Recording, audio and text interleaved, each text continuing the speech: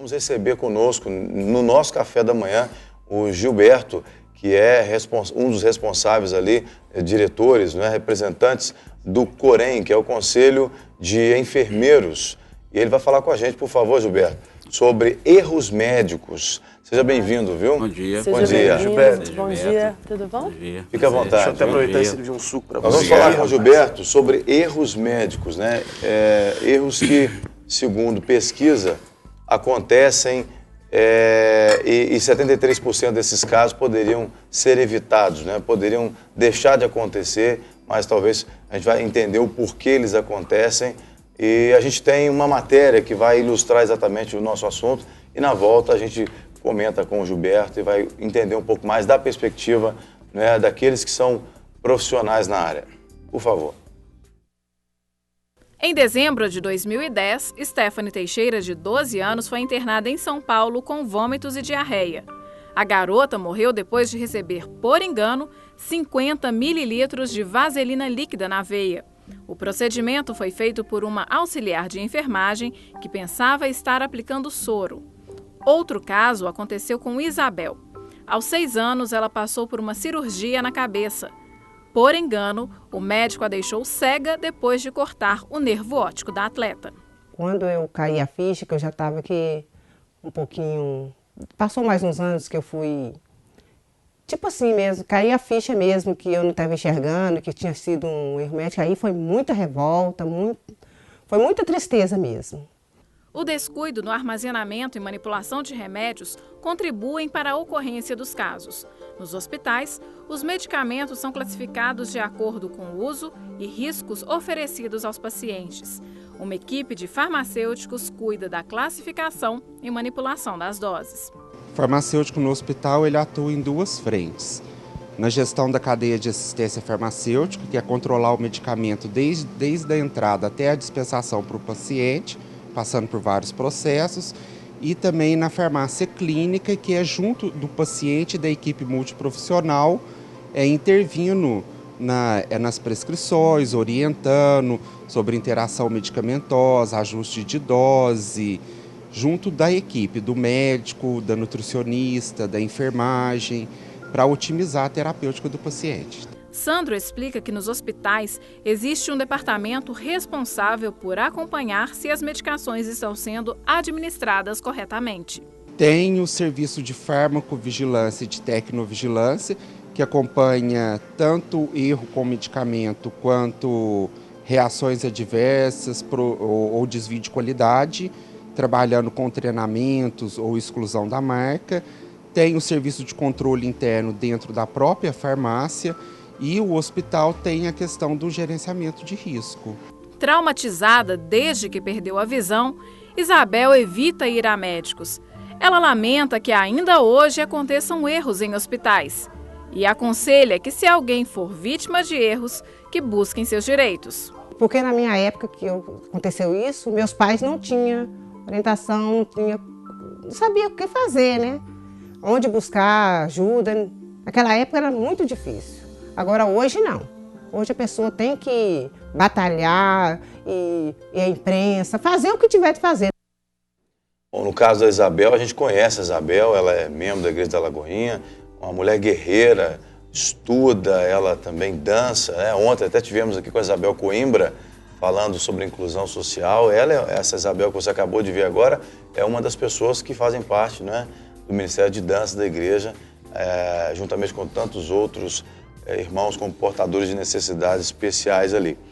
Bom, Gilberto, você que é conselheiro do Corém, Conselho de Enfermagem, né, do Estado, o Gilberto também é docente, né, no curso de pós-graduação na Faculdade de São Camilo, em Divinópolis, também é docente ali em Itaúna, no curso de enfermagem. Isso. Bom, você está na área da saúde já há quanto tempo e como é que você vê essas questões de erros médicos, como o caso dessa mocinha que a gente viu no início aí da matéria, e dessa colega nossa também, Isabel, que ficou cega. No caso da menina, infelizmente, ela faleceu porque trocaram ali um medicamento, né, um produto que colocaram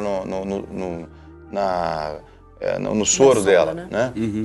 Como é que você vê isso e quanto tempo você já está na medicina? Na enfermagem. Na enfermagem, perdão. Jean, bom dia a todos. E a telespectadora. Eu quero, né, aproveitar primeiramente e agradecer a oportunidade de participar deste programa. E tenho acompanhado vocês pela televisão e tem trazido sempre temas e assuntos pertinentes e atuais. Sim. Primeiramente, né, eu queria dizer que eu estou na saúde, acho que desde quando eu comecei a ter mais responsabilidade, porque eu comecei com 14 anos de idade trabalhando em farmácia, depois fui para a área hospitalar, com 18 anos já trabalhava em hospitais, passei por todos os níveis de formação dentro da enfermagem. Eu comecei como atendente de enfermagem, aquele enfermeiro prático de antigamente. É que hoje nem temos mais. Depois eu fiz o curso auxiliar de enfermagem, fiz faculdade de enfermagem, daí alguns cursos de pós-graduação e mestrado.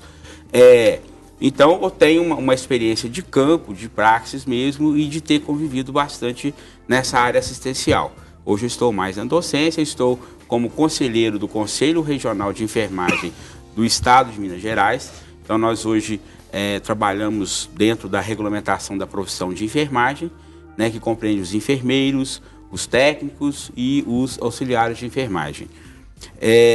Em relação a erros, né, dentro do sistema de saúde, dentro do serviço de saúde, eu gostaria de dizer primeiro o seguinte: erros acontecem.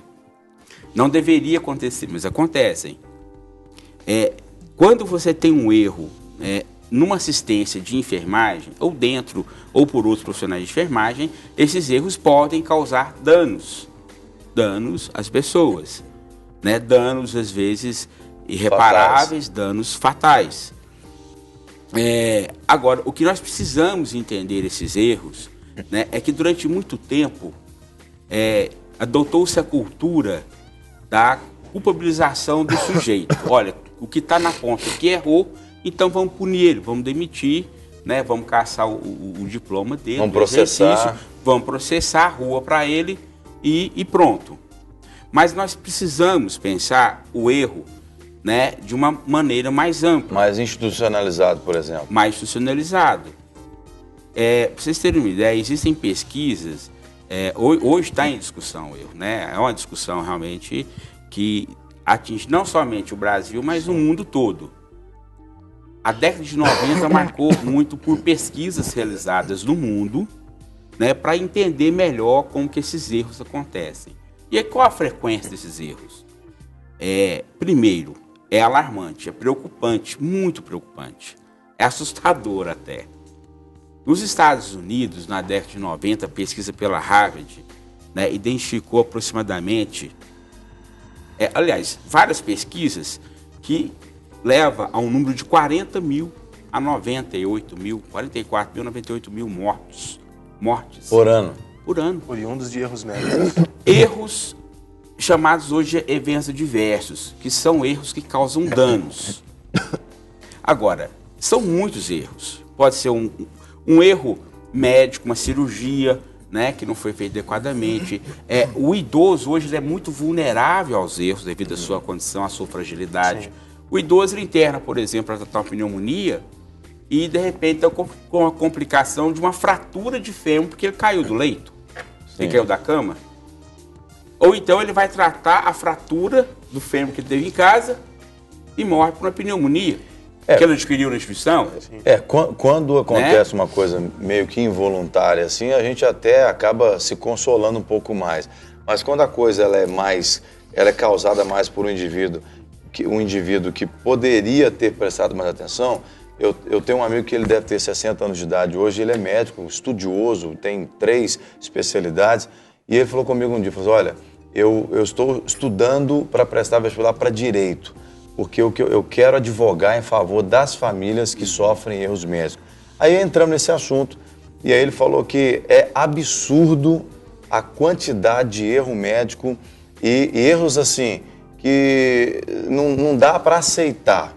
E aí a gente pensa, por exemplo, recentemente a gente ouviu na mídia, aí, a gente ouviu várias vezes, vários casos, mas há pouco tempo a gente ouviu na mídia a história de uma senhora que ficou não sei quantos anos com a tesoura que até enferrujou dentro dela, que foi esquecida numa cirurgia que ela tinha feito anos e anos antes, né? Quer dizer, aí você fala, meu Deus do céu, como é que o indivíduo, na hora de fechar a mulher, ele não verifica, né? A gente faz isso com o carro da gente, quando você vai fazer alguma coisa no motor do carro, quando você abaixar a tampa ali, você confere se a tampa da água está fechada, o motor está certinho e tal, antes de abaixar a tampa. Como é que o camarada, na hora de costurar uma mulher, ele não vê se está esquecendo uma tesoura ali dentro?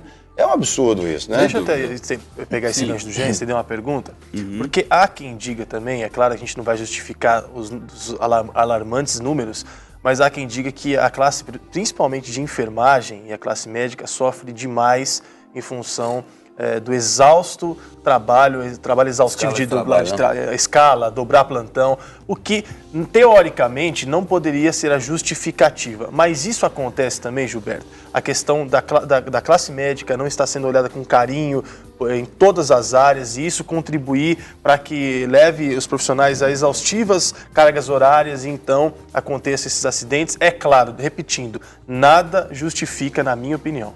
Sim, é muito bem posto, né? O que devemos considerar e que devemos trabalhar a partir dessa consideração é que os erros provocados, na sua maioria, né, tem estudos na faixa de 60%, 70% desses erros são erros evitáveis. Erros evitáveis.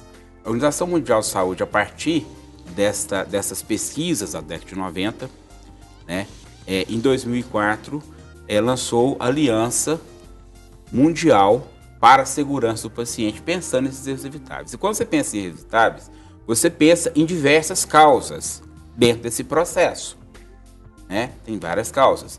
Dentre essas causas, né, em relação aos profissionais de enfermagem, nós temos sim, né, esse fator que você cita, que seria uma carga horária muito pesada.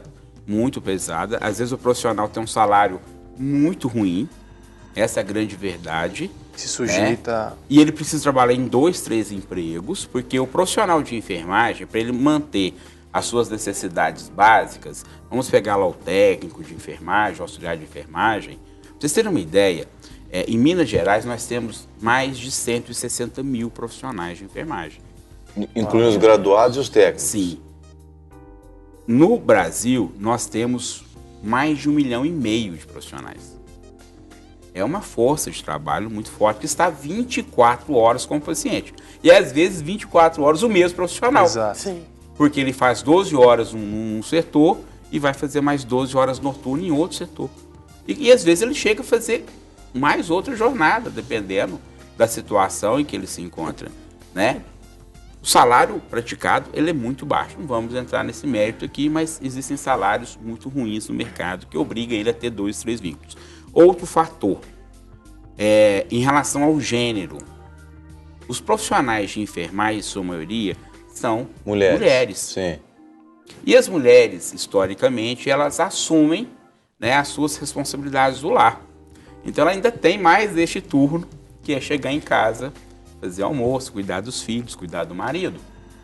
Vocês imaginam o seguinte, uma pessoa dentro de uma instituição hospitalar, às 5 horas da manhã, depois de uma dupla jornada, dos problemas familiares e tudo mais, cuidando de um indivíduo ali.